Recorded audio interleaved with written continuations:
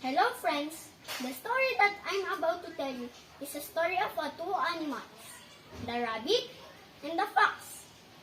The title is Bouncy Rabbit's Farm. Bouncy Rabbit's Farm. This farm of carrots, cabbage, and tomatoes was owned by Mr. Rabbit. Mr. Rabbit, was a strong rabbit. He was also a hard-working rabbit, but he was not a kind rabbit. This Mr. Rabbit had a neighbor who could not plant anything because he had no land. He was Mr. Fox. One day, Mr. Fox saw that Mr. Rabbit's farm had plenty of carrots, cabbage, and tomatoes.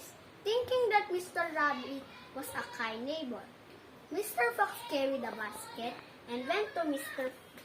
Rabbit's farm to ask some vegetables.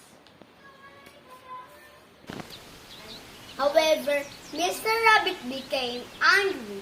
He drove Mr. Fox away and threw stones at him.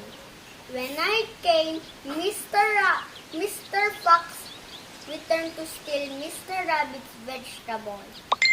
In the morning, Mr. Rabbit saw many of his vegetables gone at once.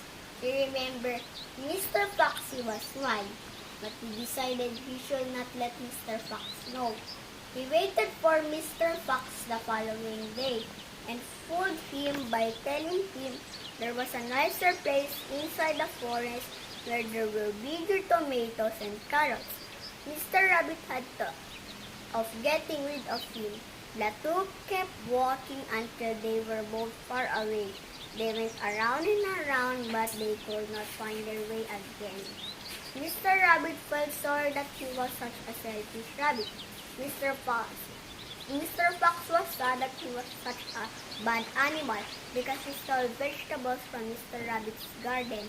Because of this, they were both lost themselves inside the woods.